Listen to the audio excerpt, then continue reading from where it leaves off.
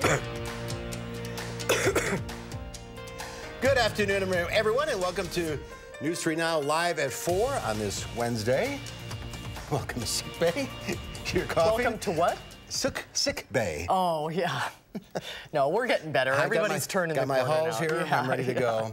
And this weather, it helps a little bit. We're not sliding around everywhere. Yeah, that's true. You have a new cast on? I did. I got a new one today. It's a little bit more streamlined that I can get mostly under most of my jackets. So we are on the mend. Yeah. All right. Yeah. Here's what's making news on this Wednesday. Local emergency officials are hoping the snow melt doesn't cause major problems. Rose Schmidt is in Baraboo with what's happening there. One of the governor's cabinet secretaries who was charged with felony child abuse 14 years ago talks about the incident with lawmakers. And the United States joins other countries around the world grounding Boeing 737 MAX airplanes. Let's take a look outside today. It was cloudy and cool, and ice is starting to fade a little bit on the lake. You got to make sure that you got a full windshield wiper fluid tank because it's a mess out there. Anyway, it's Operation Snow Melt.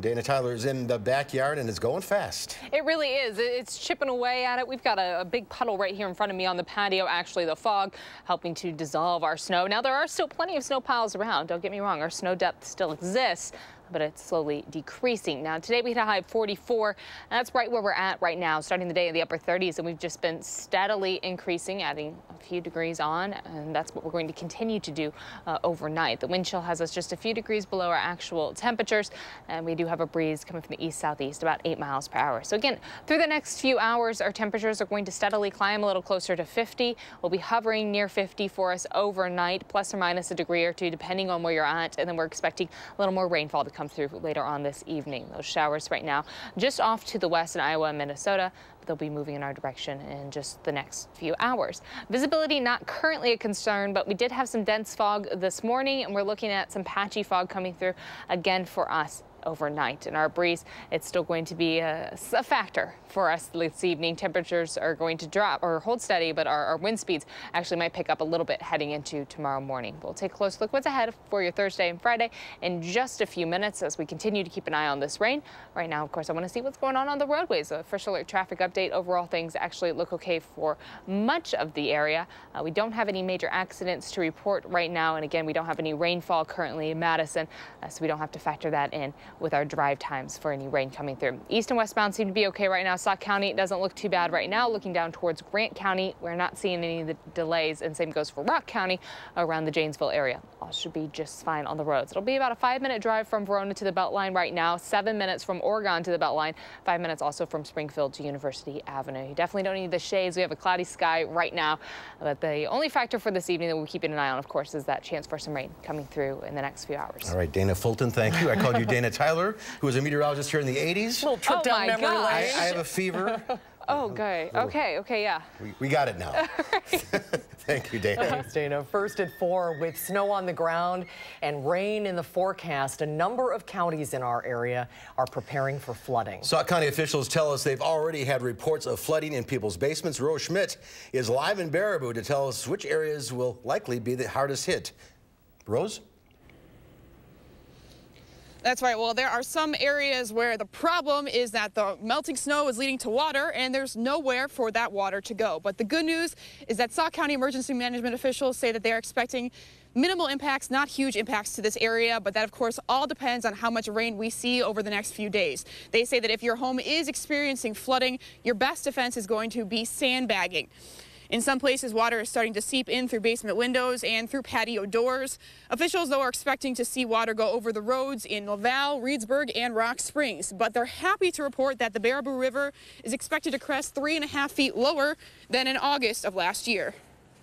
We're not anticipating any major issues if the forecast stays the same. So this is the big thing, and I can't stress this enough. We're going to continue to monitor because of heavy rain, it could definitely change things. Now, if you need sandbags, there are empty bags and sand at the West Baraboo Garage, and Reedsburg is also opening up a place to get sand this afternoon at Reedsburg High School. Now, as we've been talking to people all over this county, I keep hearing the words "not again," as in how can they expect flooding this many times within the last year? But I just want to reiterate that they are saying that the flooding impacts here are not going to be half as severe as back in August. So good news for this entire area. They could use some good news. Rose Schmidt reporting live in Baraboo. Thank you. Thank you, Rose. Part of Highway 213 in Rock County had to be closed this morning when a small sinkhole opened up. It happened in Orfordville. The southbound lane of Highway 213 was closed for a couple of hours to get it fixed. Traffic was detoured around the downtown area during the repairs. Lawmakers question one of the governor's cabinet secretaries who was charged with felony child abuse 14 years ago. Dawn Krim still needs to be confirmed and spoke before a Senate committee today. Charlotte DeLeste joining us with more on today's hearing. Charlotte? Well, Dawn Krim is Governor Tony Evers' pick to lead the Department of Safety and Professional Services. Senate Republicans have raised concerns over a felony child abuse charge from 2005, where Krim was accused of disciplining her son by puncturing his hand with a pen, a charge that resulted in deferred prosecution before ultimately being dropped. Today, she talked about the incident. 14 years ago, I made a horrendous mistake that hurt my son. It was the worst experience of my life. I've taken responsibilities for my actions, and I have vowed that it would never happen again, and it hasn't. Krim has previously worked for Governor Evers at the State Department of Public Instruction and also in various roles at UW-Madison after a stint as an assistant women's basketball coach. The governor is standing by his pick. There are 3 Republicans on the 5-person panel. One supports Krim. The others want to review her information further, including Committee Chair Chris Kappenga, who says he won't immediately schedule a vote and wants to review information about Krim he received yesterday from the governor before moving forward. Charlotte, thanks. Pressure has been building for days to ground the Boeing jets that have been involved in 2 deadly crashes within 5 months. This afternoon, President Trump announced an emergency order to ground Boeing's 737 MAX 8 and MAX 9 aircraft. Any plane currently in the air will go to its destination and thereafter be grounded until further notice. The U.S. has now joined much of the rest of the world in grounding the MAX 8 after the deadly Ethiopian Airlines crash this weekend. It was the second MAX 8 to go down in 5 months. Boeing says it still has full confidence in the safety of the 737 MAX. In a statement, the company says, "We are supporting this proactive step out of an abundance of caution. Safety is a core value at Boeing for as long as we've been building airplanes, and it will always will be." The FAA said the decision to ground the aircraft came after analyzing new satellite data and new evidence collected at the scene. President Trump's former campaign manager, Paul Manafort, now has an additional 3.5 years added to his prison sentence. Mola Lenghi has the story from the courthouse in Washington, D.C. Paul Manafort has been sentenced to 73 months in prison after pleading guilty to 2 conspiracy charges. Very sad day for such a callous, harsh sentence that is totally unnecessary. Federal Judge Amy Berman Jackson noted that Manafort consistently gave false testimony about his interactions with a Russian political consultant with ties to Russian intelligence agencies. From a wheelchair in court, the 69-year-old apologized for his crimes, saying, "I am sorry for what I have done." And he asked for compassion from the judge for his wife's sake, adding, "She needs me, and I need her." But Judge Jackson said leniency wasn't warranted and that Manafort's lies cannot be ignored, adding, "Court is one of those places where facts still matter." 30 months of today's sentence will run concurrent to the 47 months he was sentenced to last week on bank and tax fraud charges. He now faces a total of about 7.5 years in prison. Manafort's legal problems are still growing. Within minutes of his sentencing, a district attorney in Manhattan announced new charges against him in New York. Manafort has been indicted on mortgage fraud, conspiracy, and other state charges. If convicted, those crimes are not eligible for a presidential pardon, something President Trump is considering for the federal charges. I feel very badly for Paul Manafort. I think it's been a very, very tough time for him. None of Manafort's crimes are related to work he did on President Trump's 2016 presidential election campaign. Mola Lenghi, CBS News, Washington, D.C. All told, Manafort has received 90 months of jail time and will get credit for the 9 months he has already served. Judge Amy Berman Jackson says Russian collusion was not presented in Manafort's case and therefore not resolved by it one way or the other. The border battle is heating up again between President Trump and Congress. This afternoon, the president was briefed on the southern border as the Senate prepares to take up a resolution tomorrow that could block his national emergency declaration. It followed a visit by the vice president and Homeland Security Secretary to a Customs and Border Protection training facility in West Virginia. The administration's push comes ahead of a critical Senate vote tomorrow on a House-backed resolution that disapproves of the president's national emergency declaration. There's no political games here. There's no gotcha. It simply says that this is not an emergency. We're working on a way to allow us all, Democrats and Republicans, to reform the National Emergencies Act, in return for which some of my Republican colleagues would consider voting to support the president. The president tweeted Republican senators are overthinking tomorrow's vote on national emergency. House Speaker Nancy Pelosi warned against the compromise in a statement saying the House will not take up this legislation to give President Trump a pass. And Governor Evers said today he authorized the state attorney to join in a lawsuit with 19 other states challenging the president's emergency declaration. Singer R. Kelly appeared in a Chicago courtroom today, just days after being bailed out of jail for a second time in 2 weeks. R. Kelly left a Chicago family court mobbed with questions about his legal troubles. Kelly's lawyers told the court he is not working, so he cannot afford his $21,000 a month child support payments. The case is only part of the R&B singer's legal issues. In an interview with CBS this morning, the parents of one of Kelly's live-in girlfriends, Azriel Clary, told Gayle King they're terrified for their daughter's life.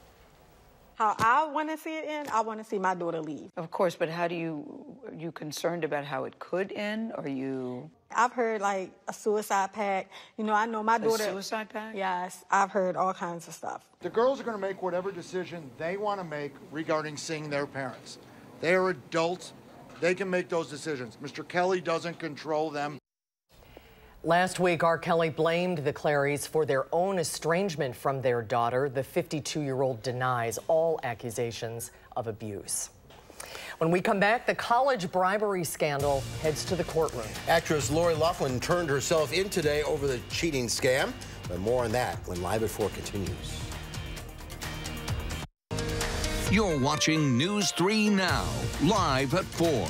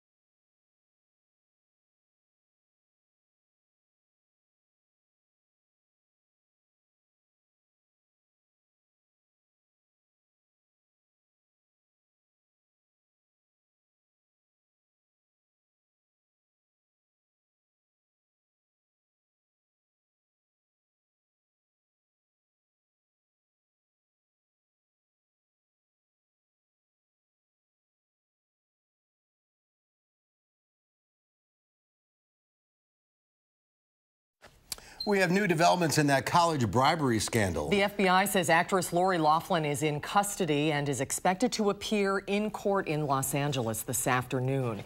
With the man at the center of the scandal cooperating with authorities, more fallout is expected in the weeks and months ahead.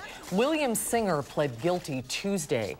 Prosecutors say wealthy parents paid him millions to guarantee that their children got into top colleges. Felicity Huffman's husband, actor William H. Macy, was in court with her as she was charged with conspiracy and posted a $250,000 bond. I think the parents are facing serious time, and perhaps what I mean by that is prison time. They could go to jail for this? We're talking to parents. Yeah. People are so angry all over the country about this case. Yeah. So the parents need to be punished severely in order for there to be deterrence.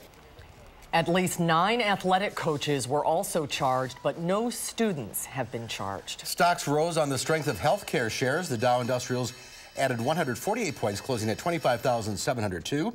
The NASDAQ Composite Index gained 52, and the S&P 500 was up 19. Well, if you want to break up the midwinter blahs with a fun night out, plan to be at the Edgewater Hotel Monday night. For $30, you can enjoy spirits, food, wine, and live music at the annual Top Shelf Winter Taste. Rachel Tachi from our sister publication, Madison Magazine, is here, along with John Clark, who is with Sitka Salmon Shares, which is one of the vendors at the Taste. Good to see both of you. Thanks for having us. So, Rachel, this is the 9th year you've done this? Tell us about the Winter Taste. It's a really great night out. I know we're all really excited for spring to come, but I think it's a great time to celebrate the rest of winter and really enjoy some delicious spirits. We have over 25 vendors there this year, and there is going to be a wide variety of local and national spirit companies, delicious food from local restaurants, including the Edgewater is going to have some delicious hors d'oeuvres, breweries, wineries, and what you do is you get a really nice complimentary sampling glass, and you walk through and you just get to sample from all of these amazing vendors while listening to some really great music, chatting it up with your friends.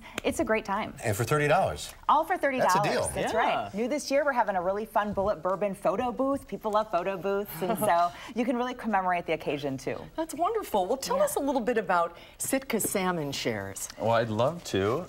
We are a community-supported fishery, so if you've heard of community-supported agriculture. CSA. CSA, same model. Okay, we have a small boat fleet of fishermen owners in Sitka, Alaska, and whatever they catch in season, if you enroll in our CSF, you are essentially purchasing a share of what they catch. Wow. And it's very restricted. I think we interviewed your partner before. You can only fish in a certain area.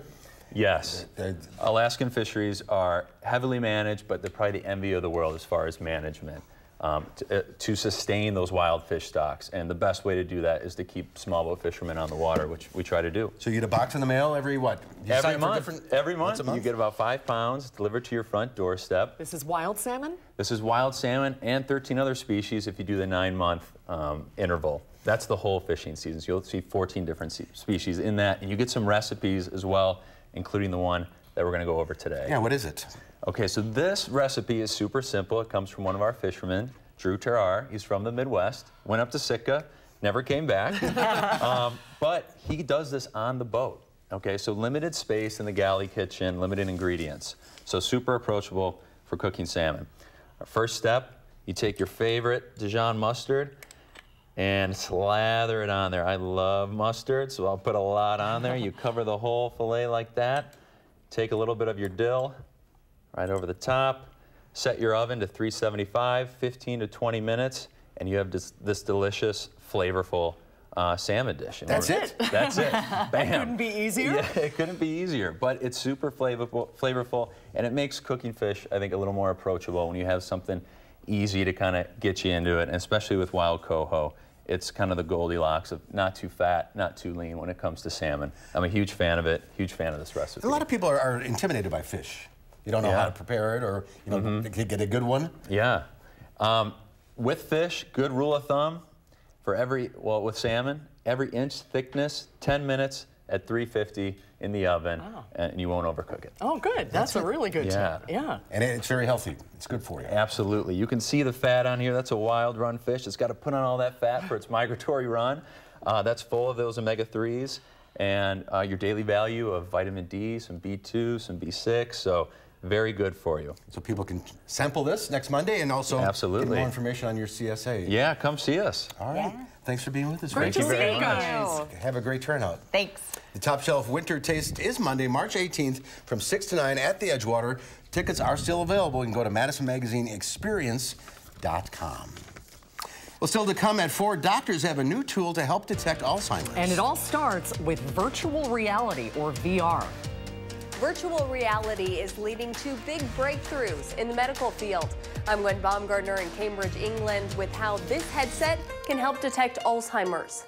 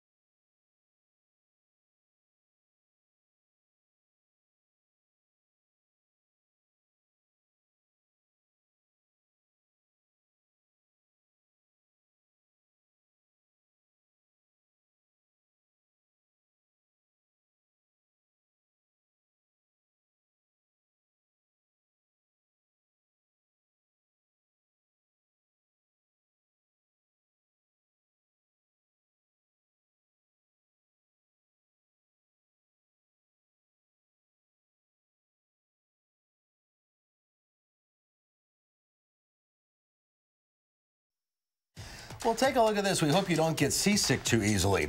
The Royal Navy crew of HMS Sutherland had a bumpy ride as their ship crashed through huge waves off the British coast. The Type 23 frigate was on a training mission when the crew quickly learned how to deal with a big storm. The ship is due to brave the blustery conditions for the rest of the week. They've had some rough weather over in Europe as well. They have. That's probably my biggest fear. What? Heavy seas like that. Yeah, it's a big ship. You've been on so many cruises. Yeah. Have you ever had rough seas? Yeah, we had a couple. I didn't experience it, but overnight we woke up and everything was on the floor. So you just you knew something happened. You slept right through it. So huh? I slept right through it. Yeah, Okay. we had pretty good luck, but nothing like that. No.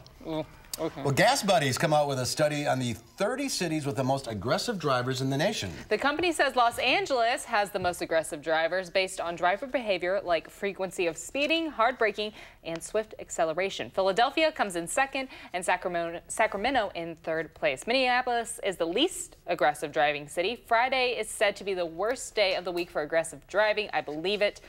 5 o'clock on Friday. I want to be nowhere near the roads. Sense, Oh, yeah. That's at Minnesota nice. Minnesota's up there, yeah. So they're Least aggressive. friendly. They're frozen. That's right. They That's can't part of the move. problem. Yeah. They need to thaw out. We are starting to go through our own thaw right now, of course. See a little bit of grass, but still quite a few snow piles in place.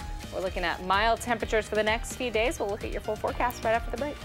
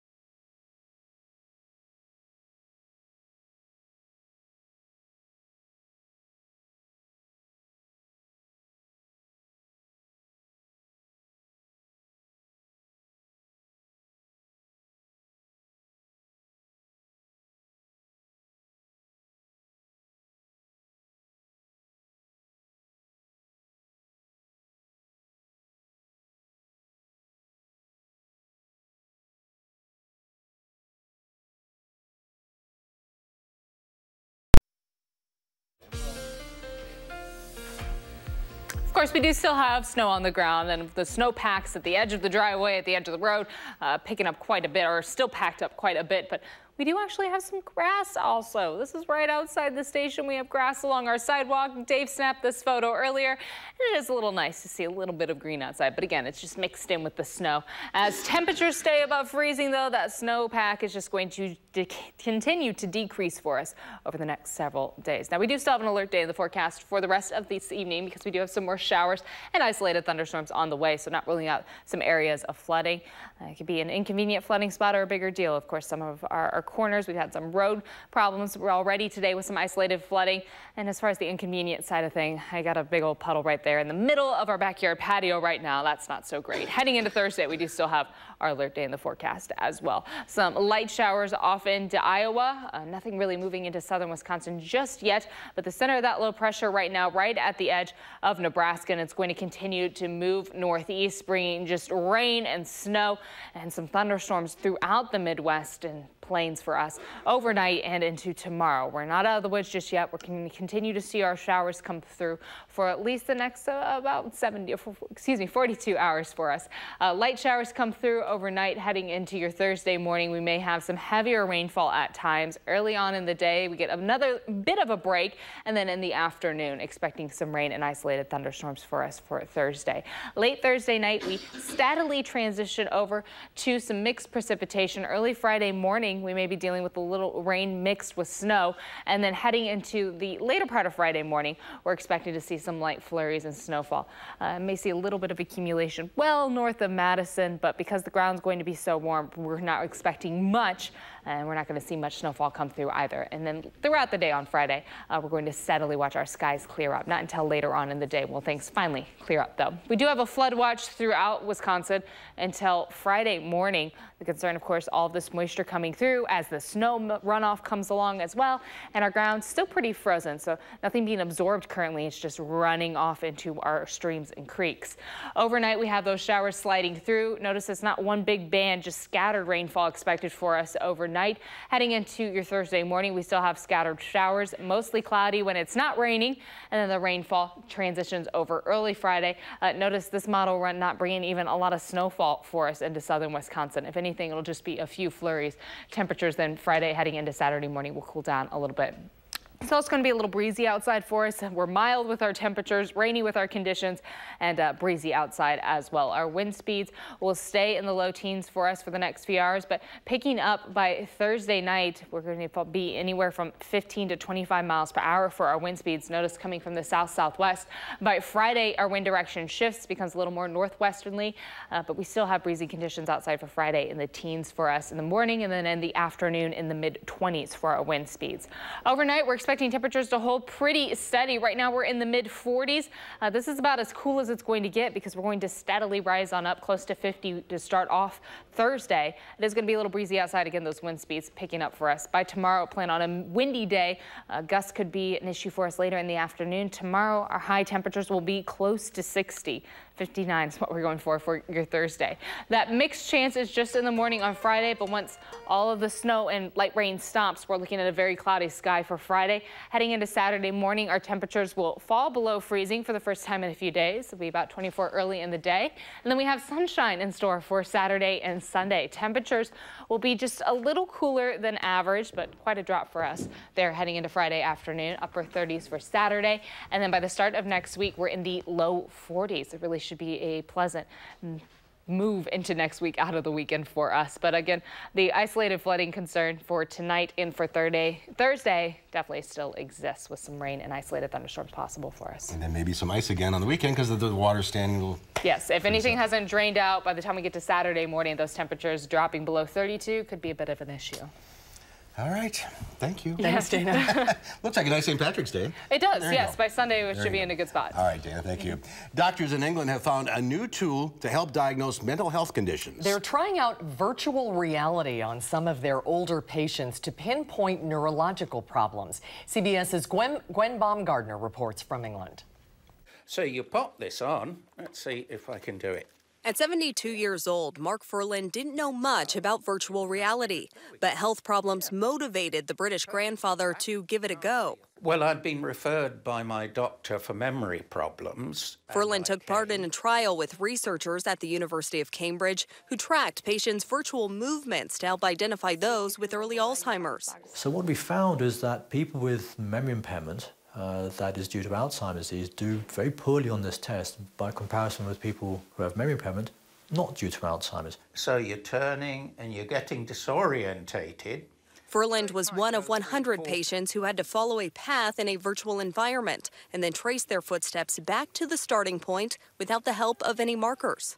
Furland found out while he does have memory problems, he does not have Alzheimer's. That was an incredible relief, and to find out that I was actually normal. Doctors hope virtual reality will provide a new pathway to identify Alzheimer's in patients before symptoms even start. Gwen Baumgartner, CBS News, Cambridge, England.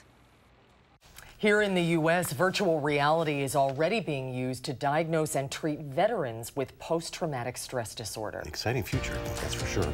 Well, still to come forward, do you have a will? Well, if you don't, it could be a costly mistake. In fact, it could be the most costly financial mistake you can make. We'll have more when Live at 4 continues.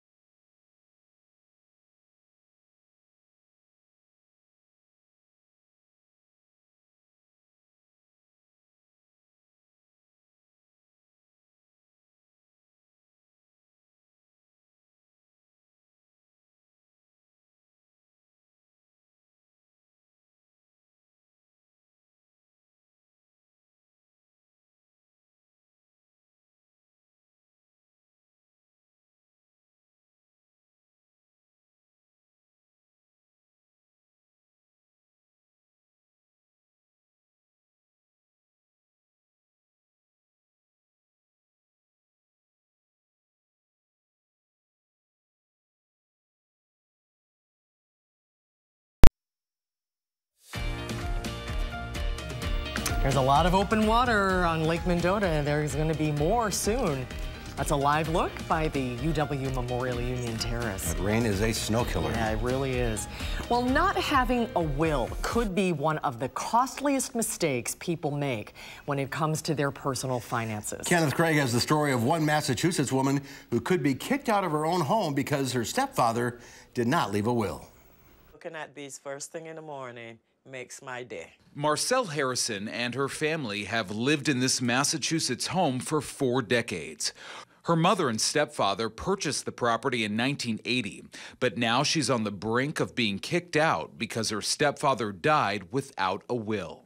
And I said, do you believe this, that I just received this envelope saying that I wasn't an heir to my stepdad? The property is set to be inherited by a group of estranged relatives in Barbados because under Massachusetts interstate law, properties pass to the nearest blood relative in cases where there is no will. I'm still in shock at the whole process of what they're trying to do to evict me and my family. 58% of American adults do not have a will or trust, according to a 2017 survey by Caring.com. And that could lead to serious problems, according to CBS News business analyst Jill Schlesinger. Everybody should have a will. And she says that includes people without kids or a lot of money. Think about what would happen if I were to pass away. Who gets my stuff? Who makes financial decisions for me? Who makes healthcare decisions for me at end of life? Other essential documents include a power of attorney, a healthcare proxy, and a letter of instruction, which outlines other final wishes. If Harrison's stepfather only had his wishes in writing, she likely wouldn't be looking for another place to live. The house means so much. Oh, I don't know the word to describe it, but this is home. To me, this is home. Her only option may be to purchase the home, now valued at more than $1 million, from its new heirs. Kenneth Craig, CBS News, New York. And Schlesinger said it's not only important to have these documents, but it's also important to create a master list of all bank accounts, investments, insurance policies, and usernames and passwords. Yeah, you got to have that all collected You up. don't think about it No, until you don't. it's You too really late. don't. When we come back, a Madison native is a rising star in the world of premium wines. It's a passion that took her from Madison to Napa Valley, California. Carrie Oringer from Silver Trident Winery will join us when Live at 4 continues.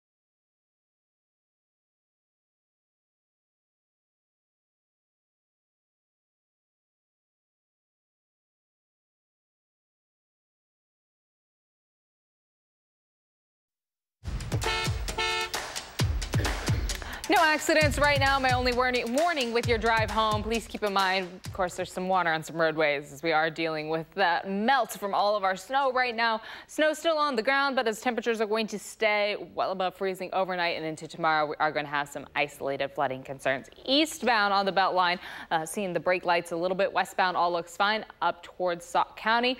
Everything looks good from Prairie du Sac up into the Dells. And as we look down towards Grant County, also not seeing any delays if you're traveling through Dodgeville towards Platteville.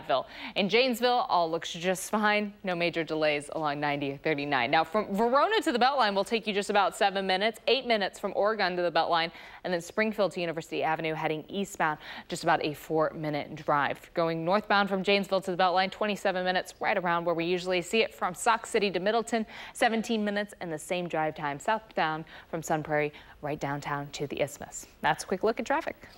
Thank you. The Del Taco fast food chain has unveiled a soap that smells like French fries. The lightly scented soap is called Eau de French Fry. Should be pommes frites, right? That's right. You can only buy the soap on the chain's website, not in its stores, but alas, when we last checked, it was sold out.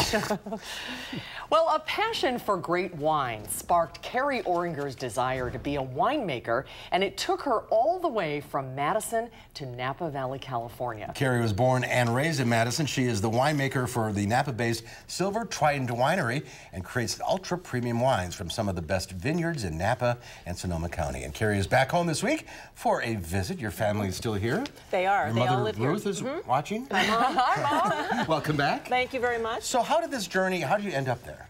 Well, I actually went to Dallas first when I left Madison. I graduated from high school. I actually got a degree from the Madison College in advertising and design and illustration, and went down to Dallas and started a business down there doing ad agency work. And really how I got into wine is I was having to entertain clients at lunches and dinners, and they would hand me the wine list as the host. And I looked at that and I thought, oh, I really do need to figure this out. Like, I need to figure out how to order wine, you know, and pair with the food. So that sort of started me on my journey. I'd go to the wine stores and I'd buy some wines and I'd take them home and taste them, and really kind of started to figure it out. Bought a bottle here and a bottle there, and before you know it, you have a collection, right? Anything you can't drink that night is a cellar, right? Right. But how do you go from being a wine lover to a winemaker? That's a whole different thing, isn't it? Maybe I was naive and I thought, this is really delicious, but how hard could it be to make? So it turns out. So I found out. And actually what I did when I first moved to San Francisco, I had an opportunity to come out here during the whole .com thing.